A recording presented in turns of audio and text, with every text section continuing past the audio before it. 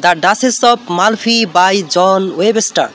Oh no, John Webster, he is the really a star of English literature. Today I will discuss about the tragedy by John Webster named The Duchess of Malfi. Is a Jacobean revenge tragedy written by John Webster. Here we bring you the Duchess of Malfi's Bangla summary, characters, themes, symbols, and a moral lesson. So this is Imdadul Haq Milon. Now I am here for telling you about the tragedy, The Duchess of Malfi. So let's start. At first I will tell you about the author. The author name John Webster. He was born in 1518 and he died 1634. And the tragedy's full title is The Tragedy of the Duchess of Malfi. First performed. This tragedy was first performed at Globe Theatre in 1614 and published date was 1623 and genre revenge tragedy and decadent play. Decadent play shows the destruction of standards, morals, honor, religious faith, and discipline. And this tragedy's time setting 16th century Europe. The play opens in 1504 at the court of Malfi in Italy. And this tragedy's place setting Malfi, Rome, Ancona, Loreto in Milan. And acts, this tragedy's acts, there are 5 acts in the tragedy and skin 18. In the tragedies we can find some symbols. At first, number 1, the court. The court is the general symbol of a corrupted society. And the second is the Duchess. The Duchess is another symbol of the tragedy, the Duchess of Malfi. The Duchess is a symbol of motherhood and light. And the next symbol is ring. The ring functions as symbolic of accomplishment and virtue, as well as a pledge of fidelity.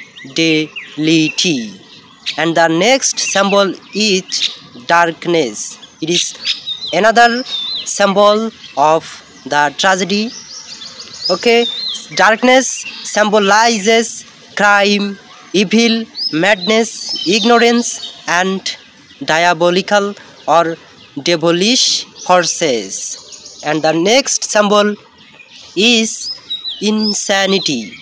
Insanity signifies the loss of pure love and relatives. And now I am telling about the theme of the tragedy, The Duchess of Malfi. We can find some main themes of the tragedy. At first, corruption is a main theme, and other disguise and deceptions. And next we can say the fertile woman, and the next the class distinction and cruelty and heroism. So guys, now I am telling about characters of the tragedy. At first Daniel de Bossola, he is the villain of the tragedy. He is a criminal hired by Ferdinand to spy on the Duchess. He is corrupted, cynical, melancholic, deceptive, and cunning. And the next character is Ferdinand, and Ferdinand is the Duke of Calabria and the twin brother of the Duchess. He hires Daniel de Bussola as a spy. He is terribly furious, greedy, lustful, corrupted, and powerful. Finally, he himself is overtaken by insanity. And the next character is Cardinal. Cardinal is a cynical and calculated elder brother of the Duchess and Ferdinand. He keeps an illegal mistress named Julia, who is the wife of Castruccio. And the next character is Duchess. The Duchess is the widowed Duchess of Malfi. She is disappointed because of the premature death of her duke, and her brothers have imposed a prohibition on her for remarriage. And the next character is Antonio Bologna. Antonio Bologna is the loyal steward of the Duchess. He is loved by the Duchess and married secretly, and she is the heroine of the tragedy, the Duchess of Malfi. And the next character is Delio. Delio, a good-hearted gentleman, he remains loyal to Antonio and the Duchess. And the next character is Castruccio. He is a courtier under Ferdinand and Julia's husband. So guys, now I am telling about Bangla summary of the Duchess of Malfi by John Webster. So guys, শুরু করছি এখন Bangla summary of the duchess of Malfi. নাটকটি Roman Catholic ইতালির Malfi শহরের ডাচেসকে কেন্দ্র করে লেখা। এই শহরের ডাচেস অল্প বয়সেই বিধবা হন। তিনি যথেষ্ট সুন্দরী ও বুদ্ধিমতী একজন মহিলা। নাটকের প্রথমেই ডাচেসের দুই ভাই তার প্রাসাদে আসেন। তারা কেউই চান না যে ডাচেস আরেকটা বিয়ে করুক, এতে তাদের বংশীয় সম্মান নষ্ট হবে। প্রকৃতপক্ষে ডাচেসের বিয়ে না হলে তার যে বিপুল পরিমাণ সম্পত্তির ভাগ তার ভাইয়েরা পাবে। এজন্য তারা তাদের বোনকে বিয়ে শাদী থেকে দূরে থাকতে বলেন। এদিকে ডাচেসের স্টুয়ার্ড, স্টুয়ার্ড মিন্স রক্ষণাবেক্ষণকারী, যে কোনো বিশেষ দায়িত্বে নিয়োজিত থাকে। অ্যান্টোনিও, যার নাম হচ্ছে অ্যান্টোনিও, ফ্রান্সের একটি কাজ সেরে প্রাসাদে ফিরছেন। অপরদিকে ডাচেসের ভাই ফার্ডিন্যান্ড বুসোলাকে ডাচেসের উপর নজরদারি করার জন্য প্রাসাদে রেখে যায়। এই বুসোলা আগে কার্ডিনালের চাকর ছিল। সে একটা খুনের আসামি হয়ে জেলে কেটে মাত্র বেরিয়েছে। ডাচেসের দুই ভাই মালফি থেকে বিদায় নেওয়ার পূর্বে আবারও তাকে বিয়ের ব্যাপারে সতর্ক করে দেয়, কিন্তু ডাচেস তার দাসী ক্যারিওলাকে জানান যে তিনি গোপনে অ্যান্টোনিওকে বিয়ে করবেন। এরপর ডাচেস অ্যান্টোনিওকে পটিয়ে বিয়ে করেন। এরপর বিয়ের 9 মাস পর ডাচেস গর্ভবতী হয়ে যান। তারা এই বিষয়টা সবার থেকে লুকিয়ে রাখেন, কিন্তু বোজোলার সন্দেহ হতে শুরু করে। এরপর সন্দেহ দূর করার জন্য বোজোলা ডাচেসকে অ্যাপ্রিকট নামের একটি ফল খাইয়ে দেন। এতে ডাচেস অসুস্থ হয়ে পড়েন। ডাচেস ও অ্যান্টোনিও কোনো মতে পরিস্থিতি সামলে নেন। অ্যান্টোনিওর সন্দেহ হয় এই কাজে বোজোলা করেছে। তখন তাকে জিজ্ঞাসা করলে সে অস্বীকার করে। এরপর বোজোলা একটি কাগজ পায় ও বুঝতে পারে যে কাগজটি ডাচেসের বাচ্চার হরস্কোপ। সে এই হরস্কোপ ডাচেসের দুই ভাইয়ের কাছে রোমে পাঠিয়ে দেয়। ডাচেসের দুই ভাই ক্ষিপ্ত হয়ে বাচ্চার বাবাকে খোঁজার ট্রাই করে। এরপর কয়েক বছর পেরিয়ে যায়। ডাচেস ও অ্যান্টোনিও আরও 2টি সন্তানের জন্ম দেন। এদিকে ফার্ডিন্যান্ড রেগে গিয়ে ডাচেসের রুমে প্রবেশ করে, তাকে একটি ছুরি দেয় এবং সেটা দিয়ে নিজেকে শেষ করে দিতে বলে, কারণ ডাচেসের অপকর্মের দ্বারা তাদের বংশের সম্মানহানি হয়েছে। তখন ডাচেস জানায় যে তিনি বিয়ে করেছেন। এই কথা জানার পর ফার্ডিন্যান্ড ডাচেসের মুখ না দেখার প্রতিজ্ঞা করে সেখান থেকে চলে যায়। এরপর ডাচেস ও অ্যান্টোনিও অন্য কোথাও পালিয়ে যাওয়ার সিদ্ধান্ত নেন। এজন্য ডাচেস অ্যান্টোনিওকে কৌশলে অপবাদ দিয়ে চাকরি থেকে ছাঁটাই করতে চান, কিন্তু ডাচেস যখন অ্যান্টোনিওকে অপবাদ দেয় ঠিক তখন বোজোলা অ্যান্টোনিওর পক্ষ নেন। এ থেকে ডাচেস ভাবেন বোজোলা হয়তো ভালো মানুষ, কারণ তিনি তার স্বামী অ্যান্টোনিওর পাশে দাঁড়িয়েছে। সে জানে যে অ্যান্টোনিও খুব ভালো মানুষ। এই বলে অ্যান্টোনিওর পক্ষ নিয়ে ডাচেসের বিরুদ্ধে কথাবার্তা বলে, আর যার ফলে ডাচেস ভাবে যে আসলে বোজোলা হয়তো ভালো মানুষ। তাই ডাচেস বোজোলাকে জানায় যে তার স্বামী হচ্ছে অ্যান্টোনিও এবং তারা গোপনে বিয়ে করেছে। এদিকে দ্রুত বোজোলা এসব জানার পর ফার্ডিন্যান্ড ও কার্ডিনালকে সেই বিষয়টি জানিয়ে দেয়। ফার্ডিন্যান্ড কৌশলে অ্যান্টোনিওকে তার প্রাসাদে দাওয়াত দেয়, কিন্তু অ্যান্টোনিও তার এই কুচক্র বুঝতে পেরে বড় ছেলেকে নিয়ে মিলানে পালিয়ে যান। এদিকে বোজোলা ডাচেসের দুই ভাইয়ের কথা মতো ডাচেসকে এবং তার 2 ছেলেকে গ্রেপ্তার করে মালফির জেলে বন্দি করে রাখে।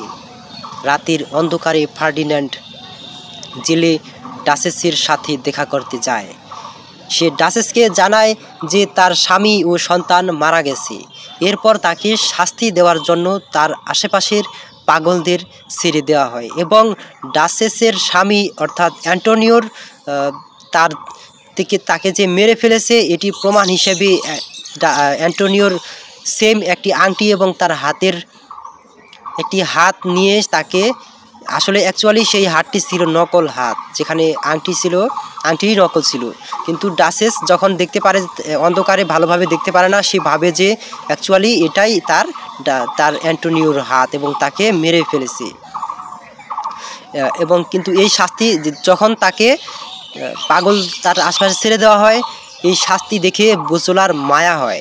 ঠিক সেই মুহূর্তে কিছু খুনিরা এসে ডাচেস, তার 2 সন্তান এবং যে দাসী ছিল ডাচেসের তাদেরকে খুন করে এবং ফার্ডিন্যান্ড ডাচেসের মৃতদেহ দেখার পর অপরাধবোধে উন্মুক্ত হয়ে যায়। অ্যাকচুয়ালি যখন সে প্রায় মৃত, তখন সেই মুহূর্তে ফার্ডিন্যান্ড তার বোনের এই অবস্থা দেখে সে ভাবে নিজেকে অনেক দোষারোপ করে এবং অনুশোচনা করে। তখন তার বোনকে বাঁচাতে চেষ্টা করে।